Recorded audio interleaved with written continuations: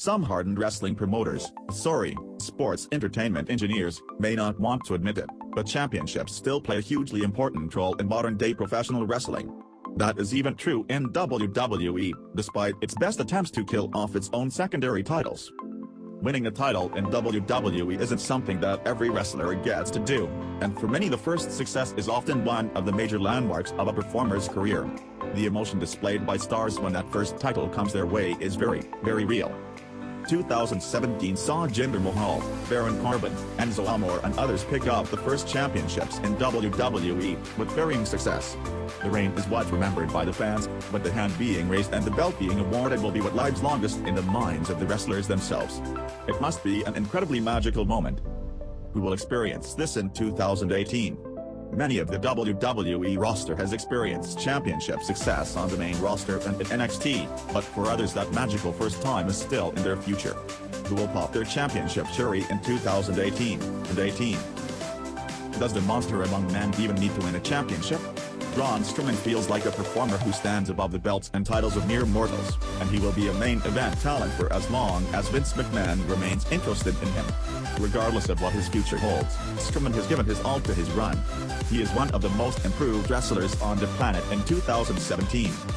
There is a long way to go before Strowman writes his name into the Big Man Hall of Fame, but he is certainly on the right path.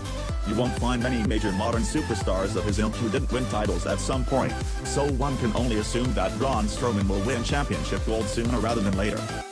That could be a major singles championship, or even a tag team title. The former is more likely, and I wouldn't put it past the monster among men to pick up the WWE Universal Championship off Roman Reigns following WrestleMania 34. Oh Breezango, how fun you were. The Fashion File segments have gone from being the most entertaining part of SmackDown to completely missable wastes of time. What started as valuable TV time for Tyler Breeze and Fandango could end with them further down the totem pole than ever before. They need to come to an end, and soon. What then for the Fashion Police? Both Breeze and Dango are immensely talented, but it is easy to see why Tyler may have a brighter future ahead of him than the former Johnny Curtis. Both men have a lot to offer WWE, but Breeze's performances in NXT may stand him in better stead. If Breezango picked up Tag Team Gold, well, Tag Team Silver, in 2018, it would represent the first championship in WWE for either man. It may be more likely that the duo will go their separate ways however, and Prince Pretty continues on the path that he was on before being lumped with Dolph Ziggler and his first main roster feud. Has Elias been a revelation on the main roster? That might be too strong a word, but it is clear that the Drifter has been much more at home on Raw than he ever was on NXT. On the developmental show the former Samson felt like a square peg in a round hole. On the flagship show he comes across as a useful cog in the machine. The Drifter is still clearly positioned as an undercard performer, but he could well be in line for a big 2018.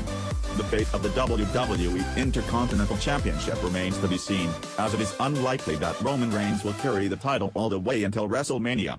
Elias had a competitive match with the Big Dog recently, and another championship opportunity could be in his future. A move to SmackDown could also see title success for Elias.